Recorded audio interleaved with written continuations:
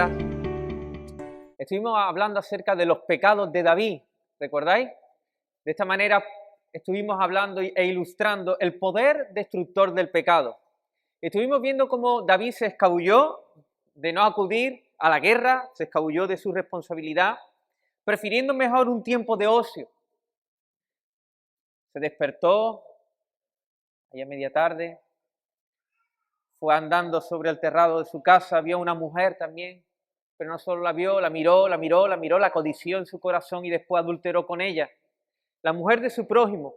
Después vemos cómo David llevó a cabo un plan maquiavélico que terminó dando muerte a Uría, el esposo de la mujer con la cual él adulteró. Mientras David cayó, mientras no confesó, este hombre vino a ser un desecho físico, pero su alma gemía aún con más dolor. Este hombre estaba seco como la hierba del campo después que el sol se ha intensificado en el calor del verano. Siente la mano disciplinadora de Dios, y esto lo vemos en sus salmos, en dos salmos suyos, 51 y el 32, si no recuerdo mal. Allí está David callando, pero como nos enseña el relato bíblico, no termina ahí, no termina aquí, sino dice que vino el profeta Natán, denunció su pecado y dice que David se arrepintió de todo corazón. David se arrepintió de todo corazón. Este siervo de Dios, a pesar de llevar a cabo pecados horribles con unas consecuencias desastrosas, él experimentó la gracia renovadora de Dios. Su luto se convirtió en fiesta, la sequedad en manantiales de vida.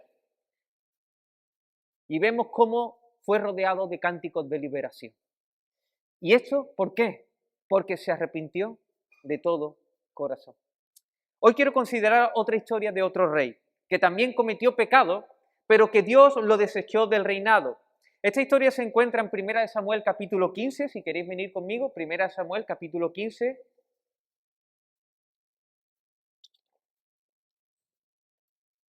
No lo vamos a leer entero, voy a relatarlo, pero sí me gustaría que estuvieras ahí muy atento, vamos a ir viendo algunos versículos salteados. Y por tiempo pues voy a un poquito a relatar la historia. La historia cuenta, 1 Samuel capítulo 15, la historia cuenta que Samuel, el profeta de aquel tiempo, se acercó al rey Saúl y le dijo, versículo 1, las últimas palabras, está atento a las palabras de Jehová. Dios había determinado juicio sobre Amalec. Samuel dice a Saúl, de parte de Dios, en el versículo 3, que fuera a Amalec y destruyera todo lo que tenía. Saúl y su ejército iban a ser un instrumento del juicio divino. Así que desde el versículo 4 hasta el versículo 9, vemos cómo Saúl toma a su ejército, fue a Amalec, la derrotó, pero no destruyó todo. Dejaron con vida a Agag, rey de Amalec, y a lo mejor de las ovejas y el ganado, y no lo quisieron destruir. Así que después se fue de allí y se dirigió a Carmel, el rey Saúl, y dice la palabra que levantó un monumento a sí mismo, en el versículo 12. Si vemos desde el versículo 10 hasta el versículo 12, vemos cómo Dios informa al profeta Samuel que Saúl se ha vuelto en pos de él y que no había cumplido sus palabras. Así que Samuel busca a Saúl y lo encuentra en Gilgal. Y desde el versículo 13 en adelante vemos las conversaciones de Samuel y Saúl. Dice que nada más llegar, Samuel, cuando lo vio Saúl, dijo estas palabras, versículo 13. Bendito seas tú de Jehová. Y dice, yo he cumplido, ¿qué dice? La palabra de Jehová. Y Samuel le responde, ¿y qué balido de ovejas y bramido de vacas es este que oigo con mis oídos? Así que Samuel le confronta con su pecado y le dice que no ha cumplido la palabra de Dios. Saúl, después de estas palabras escucharlas, él dice que sí ha cumplido la palabra de Dios, que antes bien ha ido a Amalec, ha traído a Agag y ha destruido a todos los amalecitas, pero que solo ha dejado unos ganados para ofrecerlo en sacrificio a Dios. Entonces de nuevo Samuel le responde, a ver Saúl, ¿se complace Jehová tanto en los holocaustos y las víctimas como en que se obedezca a las palabras de Jehová? Ciertamente el obedecer es mejor que los sacrificios, y el prestar atención que la grosura de los carneros. Versículo 23. Porque como pecados de adivinación es la rebelión, y como ídolos e idolatría, la obstinación. Por cuanto tú desechaste la palabra de Jehová, Él también te ha desechado para que no seas rey. Saúl parece que se da cuenta de su error, versículos 24 y 25, y dice, yo he pecado, he quebrantado el mandamiento de Dios porque temía al pueblo. Perdona ahora mi pecado y vuelve conmigo para que adore a Jehová. Y Samuel le responde que no va a ir con él, porque Dios lo ha desechado, porque él ha desechado la palabra de Dios. Así que mientras se está marchando Saúl lo coge del manto de su espalda y se rasga el manto de Samuel. Y Samuel le dice, así como se ha rasgado este manto, ha quitado Dios a Saúl el reinado de Israel. ¿Y sabéis qué?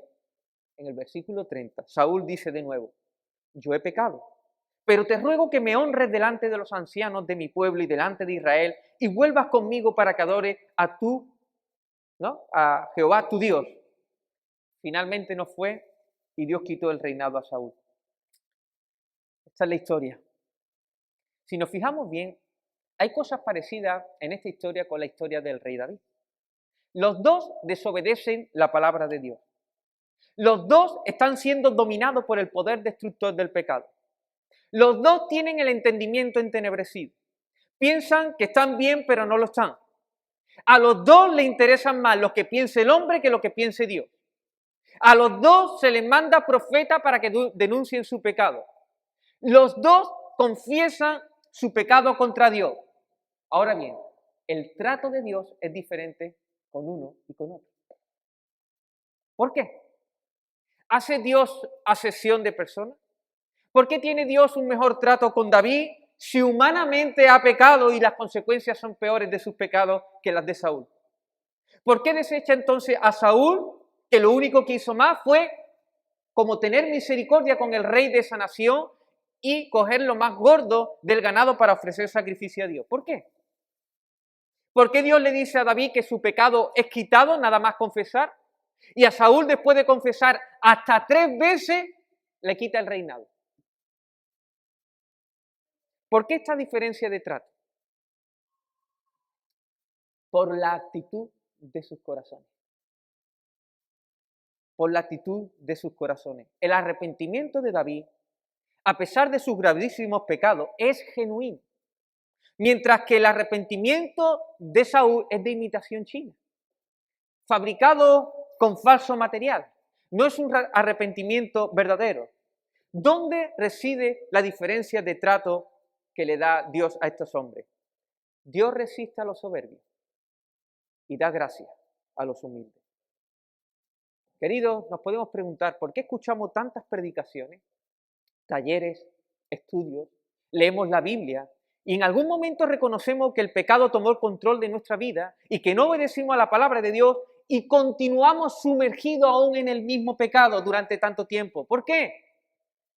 Porque nuestro arrepentimiento es de pegatina. Porque hay personas que incluso han podido hacer a ojos humanos pecados más graves que yo, pero están creciendo en santidad, libres de algunas prácticas de pecados que cometían anteriormente, cambiando continuamente, dando estirones espirituales y yo continúo estancado. ¿Por qué?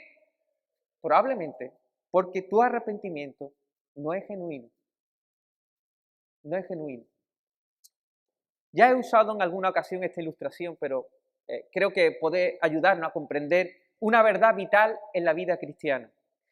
Si tuviéramos la oportunidad de ir a Lanzarote, nos daríamos cuenta que en sus playas, en algunas playas de Lanzarote, hay unas piedras grandes, unas piedras de grandes toneladas, haciendo un semicírculo. Esas piedras están allí para que la crecida del mar, que naturalmente tiene que crecer año tras año, se detenga y el espacio entre la arena y los hoteles y demás siga siendo sostenido, siga siendo guardado. Por cierto, dicen que algunos hoteles eran ilegales. Así que si el mar sube la crecida del mar, se le acabó el chiringuito, se le acabó el negocio. Así que tienen que poner allí piedras grandes, bien grandes, para sostener, para que eso no vaya la crecida del mar y se detenga. Queridos hermanos, hay un gran obstáculo que se opone al ministerio del Espíritu Santo. Lo normal es que el Espíritu Santo traiga convicción de pecado, traiga quebrantamiento, pero también traiga renuevo, dicha, gozo, crecimiento espiritual. Pero hay un gran obstáculo llamado orgullo, que impide que tengamos un verdadero arrepentimiento. El orgullo falsea nuestro arrepentimiento, pero Dios no puede ser engañado. Y esto tiene consecuencias drásticas. Para el inconverso, la condenación eterna, pero para el cristiano, una vida mediocre en el Señor. Así que hoy, con la ayuda del Señor, vamos a ver de manera rápida qué es el orgullo y luego cuál es el rol, el papel del orgullo con respecto al arrepentimiento que impide que recibamos la gracia de Dios. Amén.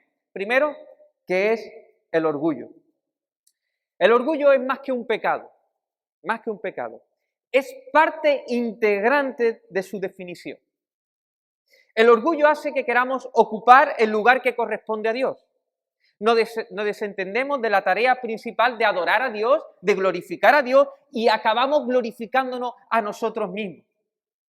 Mahaney lo califica como plagio cósmico, un plagio cósmico.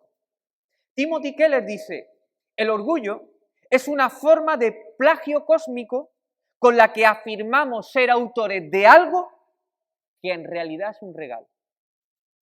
El rey Saúl, después de someter a este pueblo amalecita, decide dejar con vida al rey Agar y a lo mejor de los animales. Detrás de esta decisión está el orgullo. Saúl se ha rebelado contra Dios. Por eso dice estas palabras Dios a Samuel, versículo 11. Dice, se ha vuelto en pos de mí y no ha cumplido mi palabra.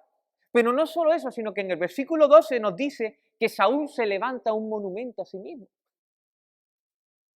Saúl, como si fuera Dios mismo, decide quién muere y quién vive, tanto personas como animales. Yo me imagino ahí a Saúl, al estilo César romano, en medio de aquel coliseo romano donde estaban los espectadores y aparecen los gladiadores, y él tiene que decidir con su pulgar hacia abajo o hacia arriba quién muere o quién vive. Y de repente iba pasando allí todo el ejército amalecita y él, bum, bum, bum, para abajo, para abajo. Pero hay un momento donde aparece el rey Agag y los espectadores, los que están allí, el pueblo de él, vida, vida, vida, vida, vida, vida. Y de repente lo deja con vida.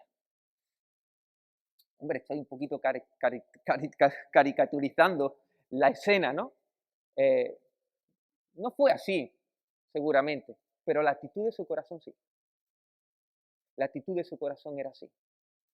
Era rebelarse contra lo que Dios había designado. Había modificado el juicio de Dios. Se había puesto en el trono de Dios. Se había puesto él como el Señor, como el juez. Y se había rebelado contra Dios. Pero ¿qué hizo más Saúl? No solo hizo eso, sino que se levanta un monumento, como diciendo, esta victoria que he obtenido por mi mano contra Amalec, me la debéis a mí. Así que pongo un monumento y adorar. Esto fue un verdadero plagio. ¿Te das cuenta? Se atribuyó una victoria que era de Dios. Asimismo, nosotros cada vez que despreciamos la palabra de Dios, hermano, despreciamos a Dios. Echamos de la silla del trono de nuestro corazón a Dios. Despreciamos la palabra y nos colocamos nosotros convirtiéndonos en objeto de nuestra adoración. Y luego pensamos que lo que hemos conseguido lo hemos conseguido por nuestra propia mano. Eso se llama orgullo. Orgullo, apúntalo ahí, orgullo. Pero hay algo más que destacar acerca del orgullo.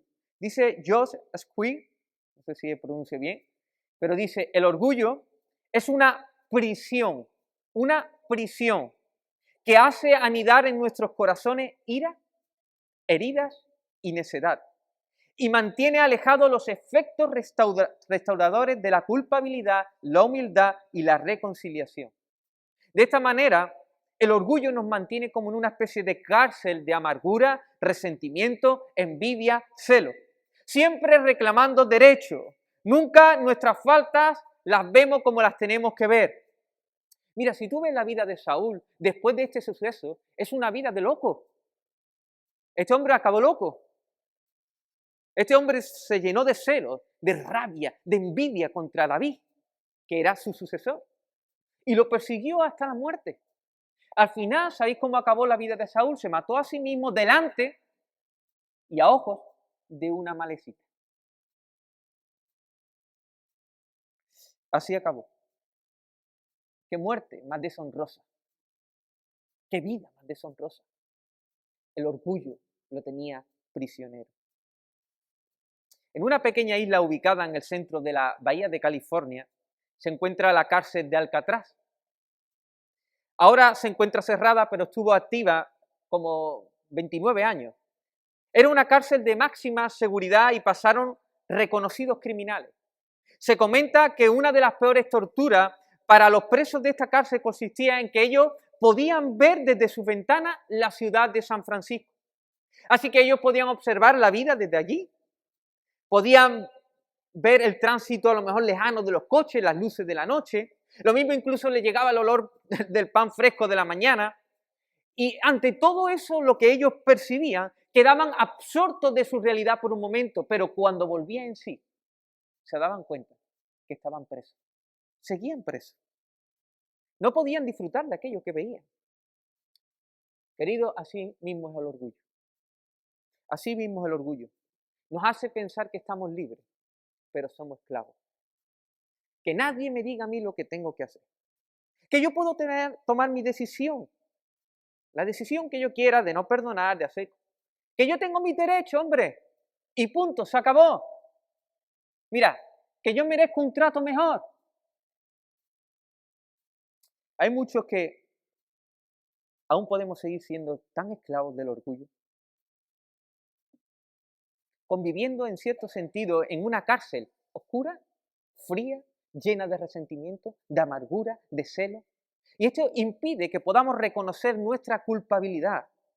Esto impide que nuestro corazón realmente se quebrante para que podamos hallar el oportuno socorro y podamos hallar gracia de Dios y nuestra restauración con esa relación con Dios. Por tanto, hermanos, debemos tener en cuenta que aquello que está impidiendo el cambio en tu vida, que aquello que está impidiendo que crezcas en santidad, que impida que te arrepientas de manera genuina, se llama orgullo.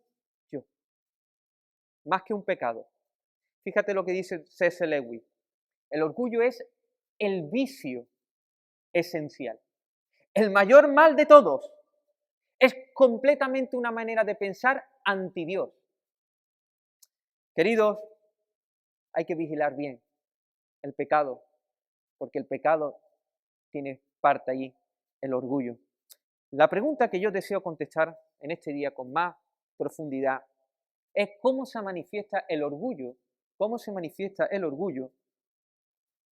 que hace, que impida que nuestro arrepentimiento sea genuino. Así que vamos a continuar centrados en esta historia. ¿Sabéis cuántas veces confiesa Saúl su pecado? ¿Cuántas veces? 3. Versículo 24. Entonces dijo Saúl a Samuel, yo he pecado. Si sigues leyendo, dice otra vez, perdona, pues ahora mi pecado.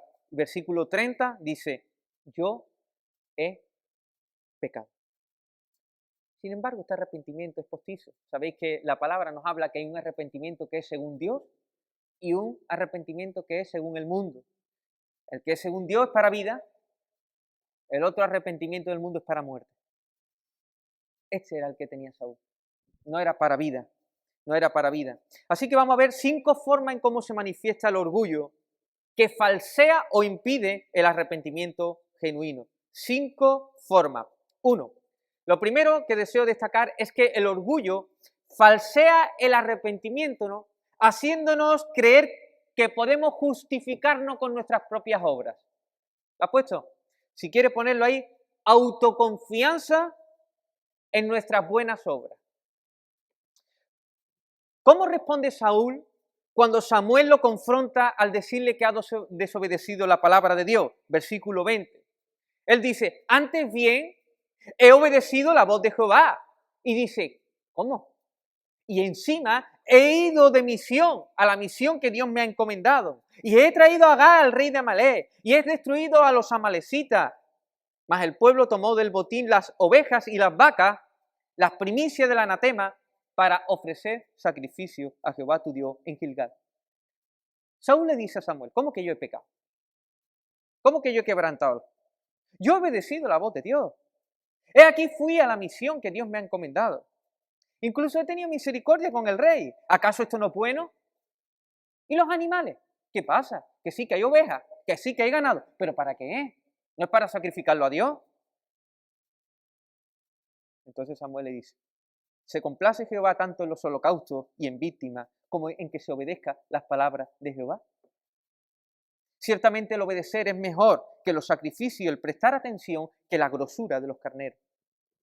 El orgullo lleva a pensar a Saúl que puede justificarse delante de Dios. Él ve la vida como si fuera una balanza, donde se coloca a un lado las obras malas y a otro lado las obras buenas. Si las obras buenas pesan más, entonces se compensan las obras malas. Que no, si no funciona la justicia en ningún sitio. Y menos la justicia de Dios. Realmente Saúl sigue centrado en sí mismo. Piensa que es autosuficiente para hallar la gracia de Dios, incluso sin obedecer su palabra. Esto no es arrepentimiento.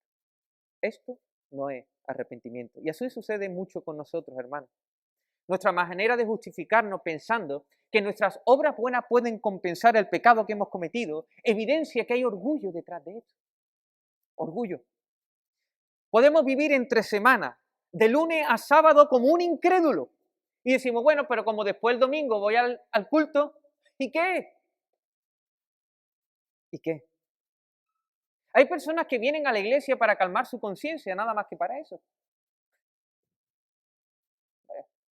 Voy allí, me confieso y después vives como, no, así no funciona. Eso no es confesión, eso no es arrepentimiento. La falta de cumplir nuestro mandato de evangelizar a todas las naciones no se pueden compensar con otras obras buenas que hacemos, como venir aquí, cantar, estar en un ministerio, que no se puede compensar. El Señor nos ha mandado a predicar el evangelio a todos y no se puede compensar con otras cosas. Si no lo hacemos es pecado, porque es un mandato, es el mandato.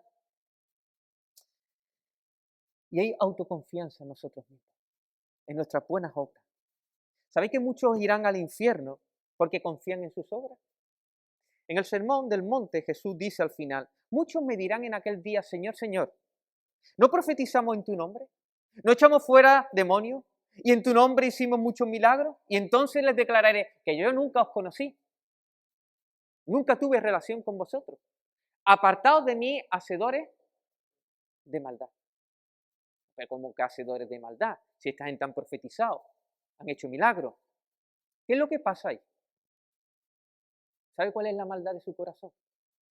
Gente que van todos los días a la iglesia, gente que tiene ministerio, gente que están predicando, profetizando en el nombre, gente que hacen milagros, gente que expulsan demonios. ¿Cuál es la maldad? Confiar en lo que ellos hacen. Atribuirse lo que ellos hacen a ellos mismos. ¡Wow! Ese es el orgullo. Es tan astuto. Es tan astuto. Confían en sus obras buenas. Querido hermano, estás creciendo en santidad. Estás creciendo a la imagen de Jesús. Estás creciendo en obediencia, en entrega, en amor. Si es así, mantén el orgullo a raya. Doblegado siempre al señorío de Dios. Pero si no es así, si tú confiesas y confiesas y confiesas, pero tu pecado sigue ahí y no hay gracia de Dios para salir de ahí, examina tu vida, examina tu arrepentimiento. No vayas a estar intentando compensar tus pecados con obra buena para justificarte delante de Dios. Así que apúntalo ahí. Si veo que no estoy creciendo como tengo que crecer y confieso, algo está fallando. ¿Puede ser esto?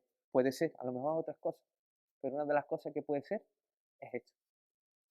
Segundo, Lo que impide que tengamos un verdadero arrepentimiento es disculpar el pecado, negar la culpa personal.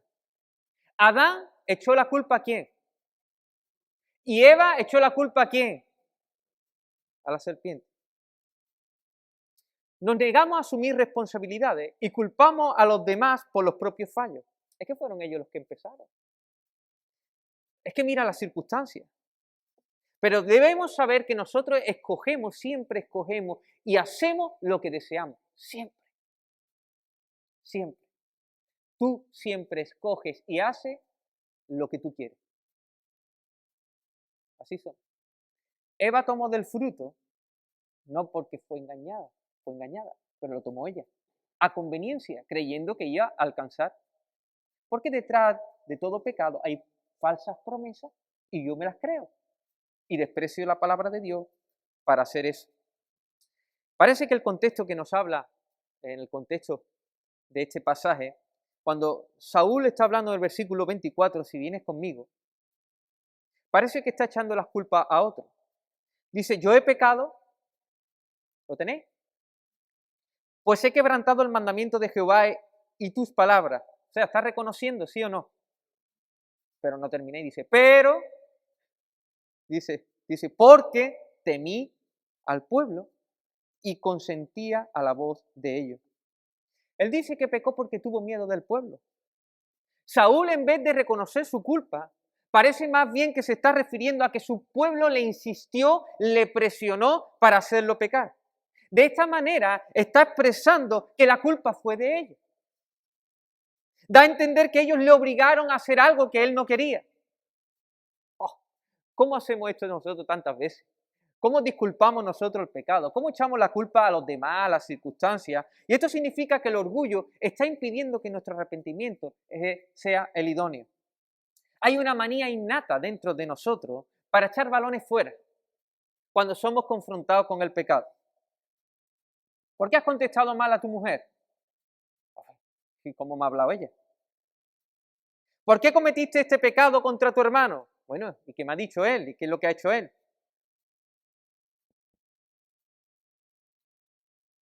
El pecado es nuestro también.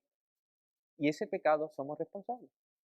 Aunque nos inciten, aunque nos estorben, aunque nos hablen mal, lo que sale de nosotros sale de nuestro corazón. En ocasiones disculpamos el pecado con un lenguaje de palabras aparentemente cristianas. Muchas veces decimos, hemos sido derrotados por el pecado. No, hemos sido desobedientes. Hemos sido desobedientes. Muy pocas veces decimos, yo he pecado, porque dentro de mí no hay nada bueno. Elegí lo que en ese momento quería. Mi corazón estaba en tinieblas, soy malo y pequé contra Dios. Muy pocas veces decimos eso. En ocasiones cogemos este otro lenguaje de derrota, de que he sido derrotado, como si fuera algo externo a nosotros, porque si decimos hemos sido derrotados, quiere decir que hay otro enemigo, que es verdad que el pecado es un enemigo, pero es parte integrante de lo que somos nosotros. Somos nosotros los que elegimos estas cosas. Queridos hermanos, cuidado cuando nosotros vayamos a pedir perdón, confesar nuestros pecados, echando la culpa a la mujer que me dio el Señor, al hombre que me dio el Señor, a la serpiente, a las circunstancias de la vida. Si eso está ocurriendo, eso va a impedir que tú realmente vuelvas al Señor de todo corazón y halle gracia de Él. Amén. Tercero, hemos dicho autoconfianza, en las buenas obras, disculpar el pecado y 3, minimizar el pecado. Solemos evitar la responsabilidad restándole importancia al pecado. Saúl pretendía minimizar su ofensa. Fíjate bien lo que ocurrió nada más ver a Saúl. Dice que Saúl venía a verlo y ¿qué dijo él? Oh, bendito seas de Jehová, yo he cumplido la palabra de Dios. Eso es lo que le dijo del tirón. ¿Por qué dijo eso así? Ya sabía él que algo no funcionaba. Pregúntale, Samuel, ¿por qué viene? ¿Qué te quieres tomar algo? Vamos a... No, oh bendito de Jehová, yo he cumplido la palabra de Dios. Y Samuel dice, yo he cumplido la palabra de Dios. ¿No te hemos dicho que había que exterminar todo? ¿Y qué balido de ovejas y bramido de vacas es este que oigo? Y Saúl dice que yo todo lo he exterminado, que yo he venido a la misión que Dios dijo. Solo he dejado con vida al rey y a lo mejor del ganado. Me imagino a Samuel, ¿no te he dicho que tenía que prestar atención? Presta atención a todas las palabras, que no has cumplido la palabra de Jehová. Así que me imagino ya a Saúl, hombre, Samuel, mira, no hay que ser tan quisquilloso, Hay que exterminar todo, pero bueno, que deje yo un rey y unos cuantos ganados. Y por esto tú te pones así. Tú eres un poco legalista, ¿no?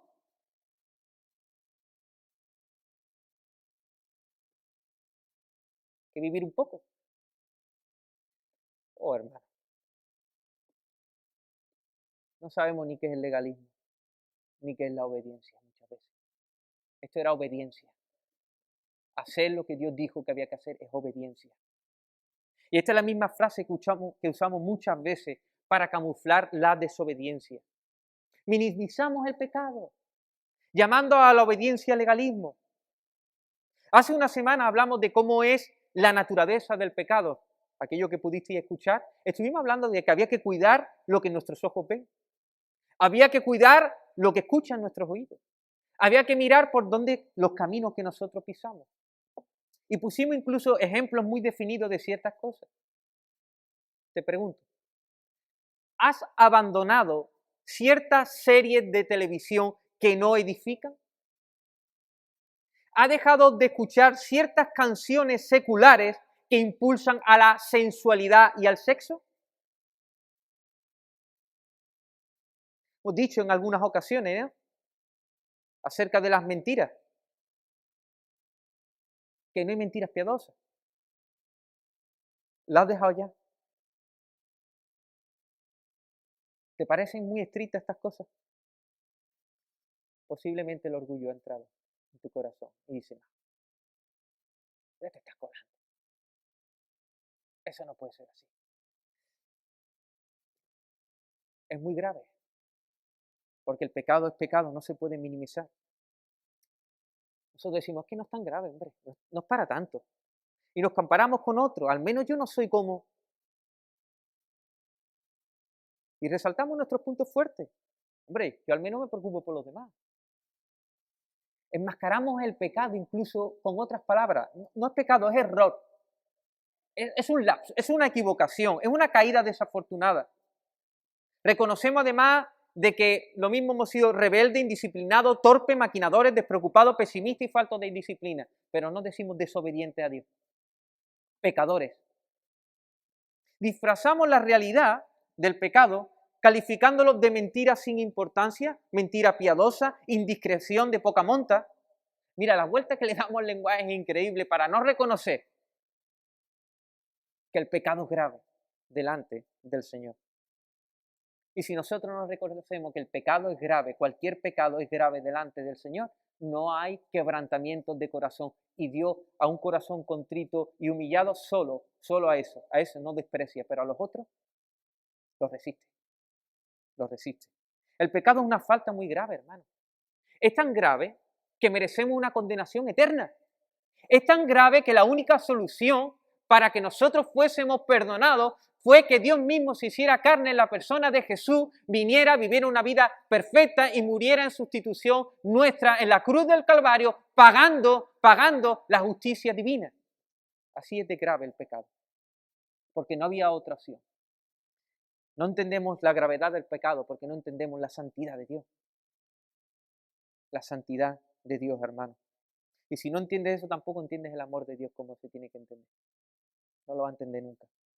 Así que, hermanos, recuerda estas cosas. Cuidado con el orgullo que falsea nuestro arrepentimiento y hace que no hallemos el oportuno socorro. La cuarta característica es ocultar nuestros pecados a ojos de los demás.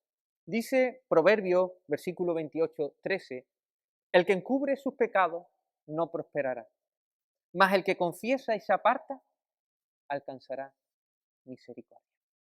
Vemos el arrepentimiento de Saúl en el versículo 30. Venid conmigo, versículo 30.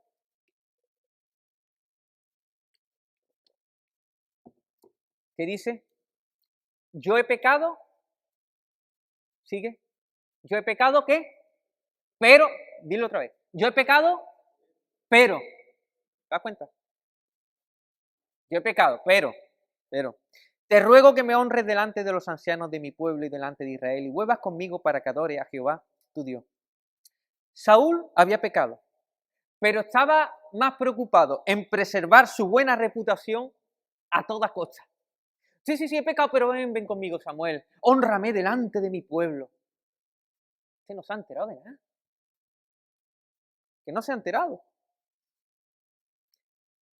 Si yo voy con Samuel delante del pueblo, nadie sabrá que he pecado, ni que Dios me ha quitado el reinado. Esto es señal de que todo va bien. Nadie se dará cuenta de nada. Saúl amaba más su reputación que odiar el pecado. Y hermanos, así somos nosotros. Somos tan parecidos a Saúl muchas veces. Muchas veces queremos dejar de pecar, pero no queremos perder la aprobación ajena. Lo vuelvo a decir. Muchas veces queremos dejar de pecar, pero no queremos perder la aprobación de los demás. Aún no comprendemos lo suficiente que somos aceptados, apreciados, valorados, amados por Cristo. Y ya está, y no nos hace falta nada más. Dios dispone en medio de su pueblo a personas maduras para la cual nosotros podemos ir y confesar nuestros pecados, para que nos ayuden también en nuestra debilidad. Piénsalo bien. Solemos estar más dispuestos a escoger el pecado, rechazar a Dios, renunciar a la auténtica libertad y hasta arriesgar no ir al infierno antes que sufrir la hipotética vergüenza de que los demás nos señalen. ¿Recordáis la mujer que tocó el manto? Delante de las personas, era una mujer inmunda. Pero ella se metió, luchó, batalló hasta que tocó el manto. Y después salió Jesús. ¿Quién me ha tocado? Y la puso allí en medio. Esta es la mujer que le daba igual, ella salió allí. Pero salió restaurada. Señalada a lo mejor, algunos. Para mí es una honra. ¿Te das cuenta? Muchas veces podemos estar reformando una casa de cara hacia la galería, hacia afuera. Y podemos ver la casa y decir, wow, ¿cómo está esta casa? Qué bonita. Y dicen, wow, ¿cómo es tu casa, no? Está cada vez la reforma mejor y mira. Ahora, invítalo dentro. Casa en ruina, con moho, sucia. Muchas veces así somos, hermanos. Así somos. De cara a la galería todo va muy bien, pero hay mucho moho. Y el moho crece en la oscuridad, ¿lo sabéis? Pero si se pone al sol, se seca. Dice, porque todo aquel que hace lo malo, aborrece la luz y no viene a la luz para que sus obras no sean reprendidas. Mas el que practica la verdad viene a la luz para que sea manifiesto que sus obras son hechas en Dios. Necesitamos sacar nuestro pecado a la luz. Si estás viendo que sigues atrapado en el mismo pecado, ten cuidado que el orgullo no esté impidiendo que puedas buscar ayuda a personas maduras en el Señor y que realmente te puedan aconsejar y puedan orar por ti y puedas tú rendir cuenta acerca de ese pecado. Amén. Y 5 y acabamos. Hemos dicho confiar en nuestras propias obras, echar la culpa a otros o a las circunstancias, restarle importancia, ocultar el pecado y por último, el orgullo falsea el arrepentimiento, mostrando que realmente odiamos las consecuencias del pecado, pero no odiamos el pecado. ¿Entendéis? Bueno, de ahí poquito a poco. Si continuamos observando la historia de Saúl, Saúl no confesó su pecado hasta que le dijo Samuel que Dios le iba a quitar el reino. Fíjate ahí bien. Por cuanto tú desechaste la palabra de Jehová, Él también te ha desechado para que no seas rey. Y ahora entonces sí, en el versículo 24 dice, yo he pecado. Cuando se enteró de las consecuencias del pecado, dice, que sí, que es verdad, que yo he pecado. Porque se le tocó lo que más amaba, su posición. Y entonces, entre comillas, digo, se arrepintió. ¿Con qué finalidad se arrepintió Saúl? ¿Con qué finalidad se arrepintió? Yo me arrepiento porque, me van a quitar el reino. Sucede en realidad que nosotros nos cambiamos. ¿Sabéis por qué no cambiamos? Porque no queremos. Y me dirá, ahí así. Me va a decir a mí, que llevo tantos años luchando con esto y confesando esto, y tú me vas a decir que yo no quiero, no quieres. No quieres.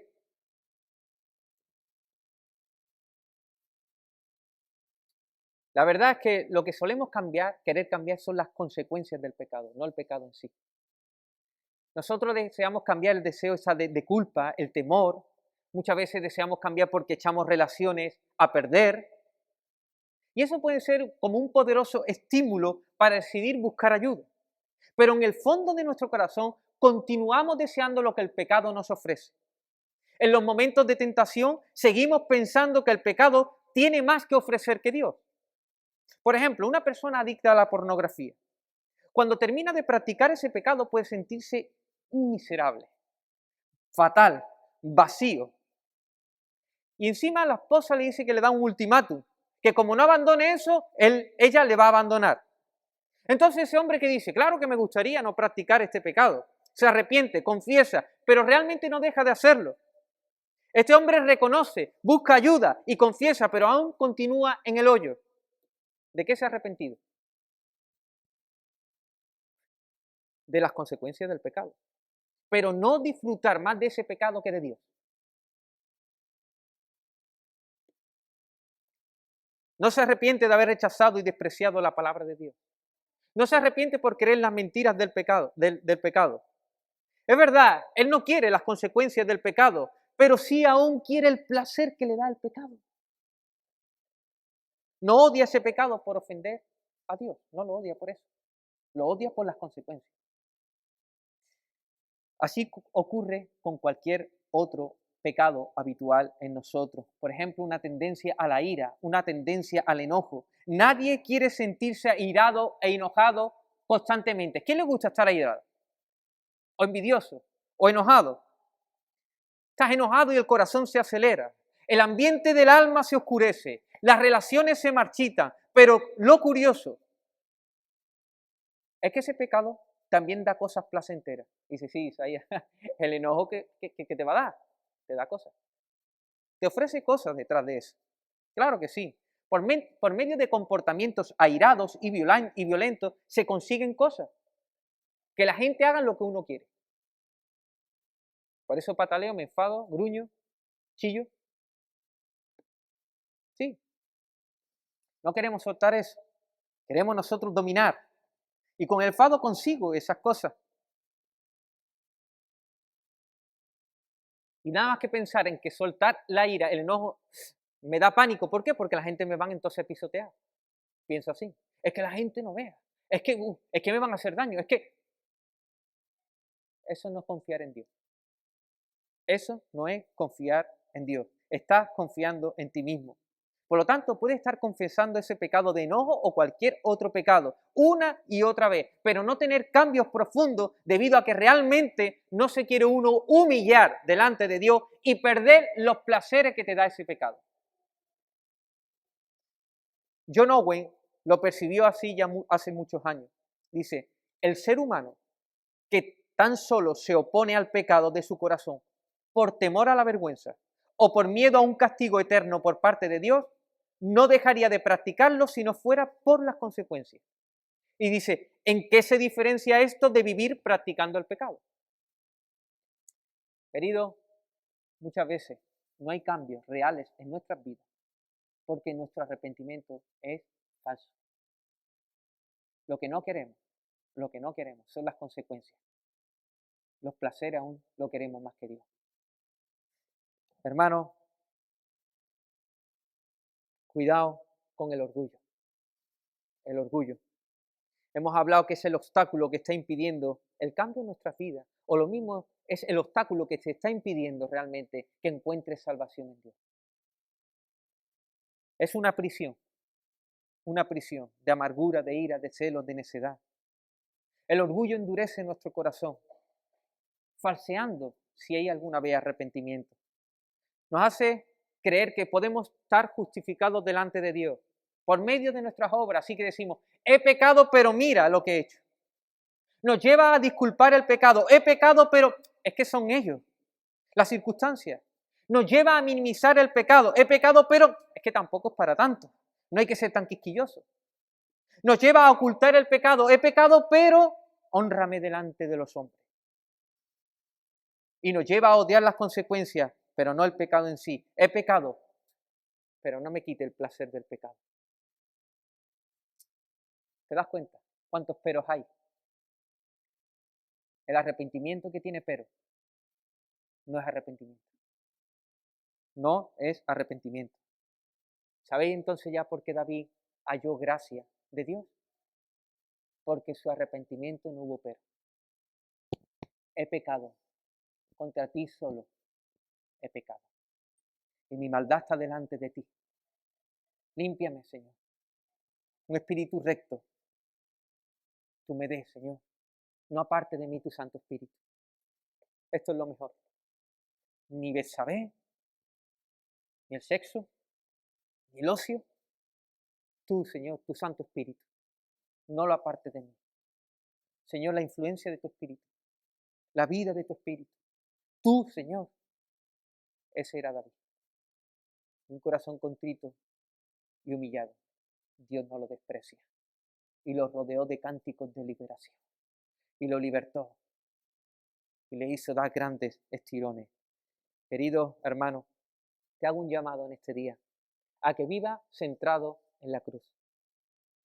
A colocar tu mirada en el crucificado. En la cruz nos damos cuenta, cuando miramos la cruz, que no hay nadie justo, ni aun uno. Nuestras obras, trapos de inmundicia delante de Dios. Así que no me puedo justificar delante de Dios. Todos somos culpables, culpables de la muerte de Jesús también. La cruz nos muestra que el pecado es muy grave, tan grave que Dios se hizo carne y fue quebrantado en la cruz para cumplir la perfecta justicia divina.